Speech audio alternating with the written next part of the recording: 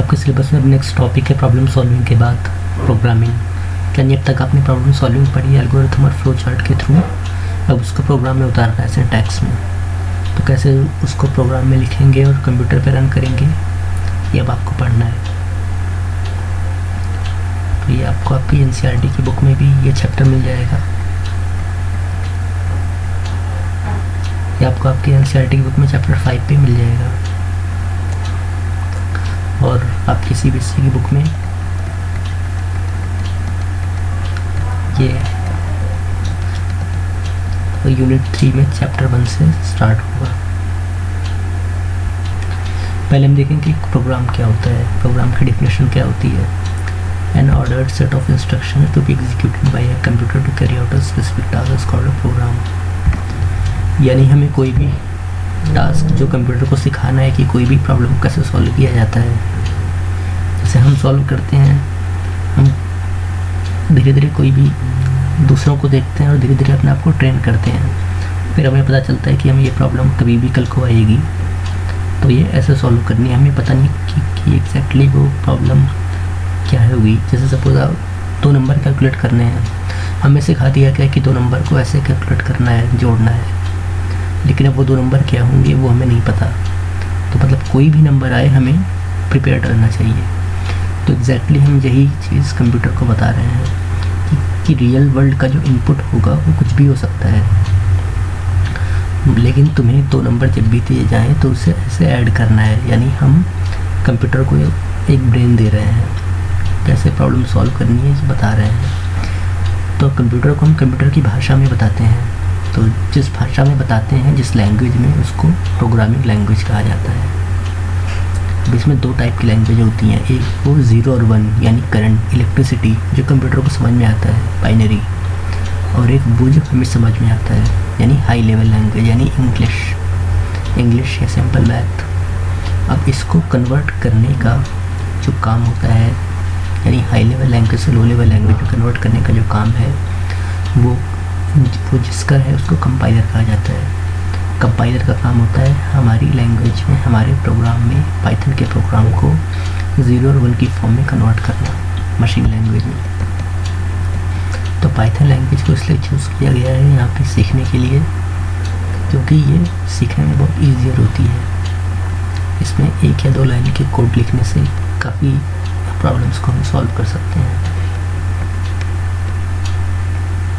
Python पे work करने के लिए आपको पाइथन की वेबसाइट पे जाके पाइथन को डाउनलोड करना पड़ेगा, या फिर आप ऑनलाइन सर्च करेंगे तो कंपाइलर आपको ऑनलाइन ही मिल जाएगा और आप अपने डायरेक्ट प्रोग्राम बना के रन कर सकते हैं। तो इसको चलाने के 2 तरीके होते हैं। सपोज़ आपने पाइथन डाउनलोड कर लिया तो आपको एक IDLE नाम का सॉफ्टवेयर दिखेगा।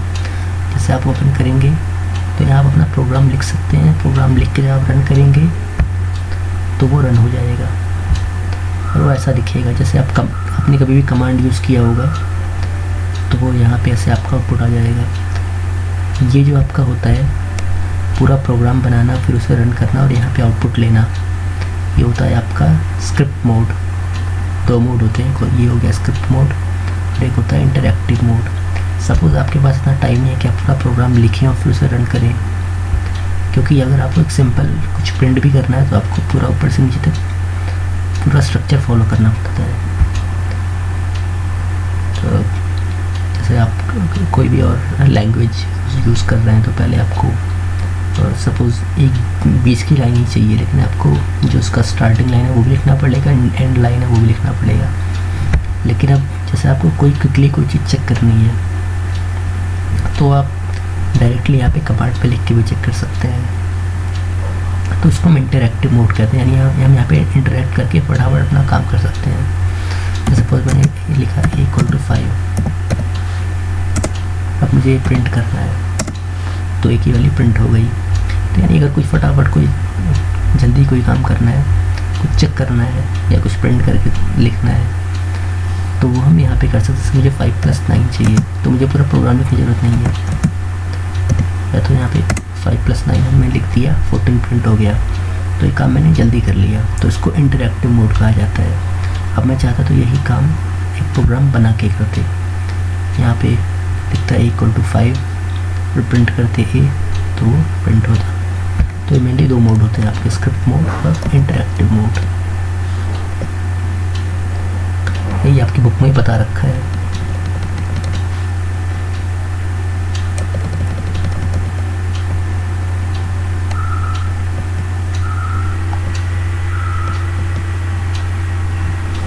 अब एक होते हैं आपके पाइथन के कीवर्ड्स जो पाइथन में इनबिल्ट होते हैं, जो वर्ड्स, और एक होते हैं जो आप खुद बनाते हैं। जैसे हमारा हो गया कोई भी वैल्यू ए बी या सी या कुछ भी हमने लिखा, वो हमारे अपने बनाए हुए वर्ड्स हैं, तो उन्हें आइडेंटिफायर कहते हैं। और जो पहले से बने हुए हैं, जैसे सपोज एक सिंपल सा एग्जांपल लेके देखें, ये है, ये प्रिंट है, ये पाइथन ने दिया है, तो हमें प्रिंट ही लिखना है, या स्पेलिंग मिस्टेक नहीं होनी चाहिए। तो ये क्या हो गया, कीवर्ड जो उन्होंने बनाया है। और यहाँ पे हम कुछ भी वेरिएबल बना सकते हैं, उसमें वैल्यू डाल सकते हैं। तो ये हो गया हमारा आइडेंटिफायर, ये हम बनाते हैं। आप पहले जब प्रोग्राम ए बनाना सीख लेंगे तो ये चीज़ें और क्लियर होंगी।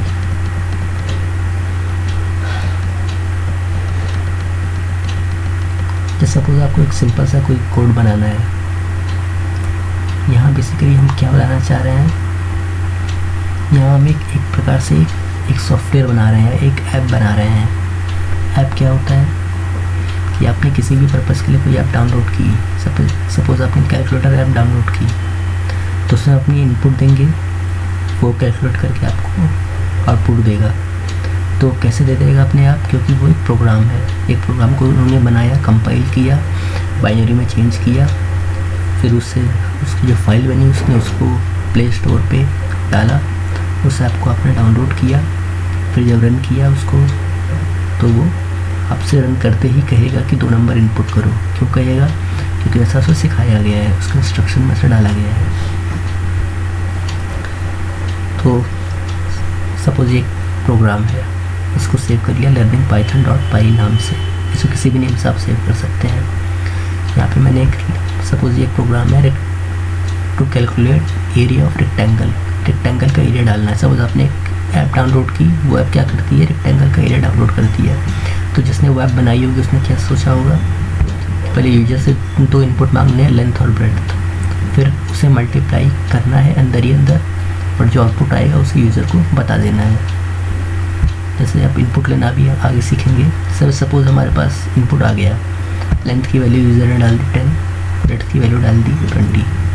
अब हमें क्या करना है, इसका एरिया कैलकुलेट करना है, यानी लेंथ इंटू ब्रेड्थ, ये कैलकुलेट हो गया। अब लिखा इक्वल टू एरिया, इधर लिख दिया हमने, अपना मन से कोई भी वेरिएबल बना दिया, इसका नाम एरिया लिख दें, AR लिख दें, कुछ भी लिखते हैं। या लेंथ है, इसका नाम L डाल दें, ब्रेड्थ का B डाल दें, कुछ भी डाल दें।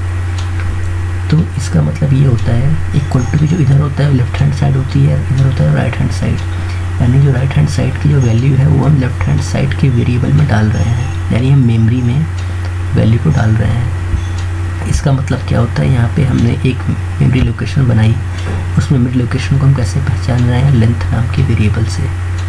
हम उस मेमोरी लोकेशन पे एक वैल्यू डाल रहे हैं 10, यानी जो RHS की वैल्यू होती है वो LHS की वैल्यू पर डाली जाती है, यानी सेव की गई।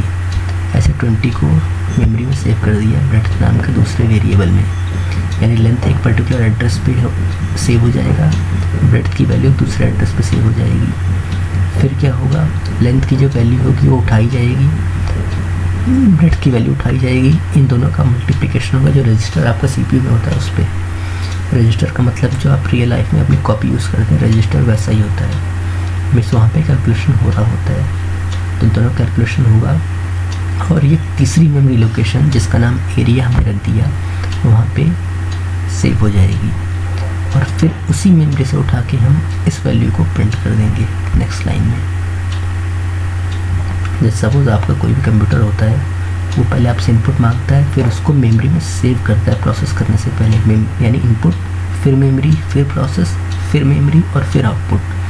तो 2 जगह मेमोरी है, यानी इसने यहाँ इनपुट लिया, इसको मेमोरी में सेव किया, फिर मेमोरी से उठा के फिर प्रोसेस किया, फिर मेमोरी में सेव किया, और फिर जो सेव किया उसको प्रिंट किया। तो अब ये कोड हम रन करके देखेंगे यहाँ पे आगे।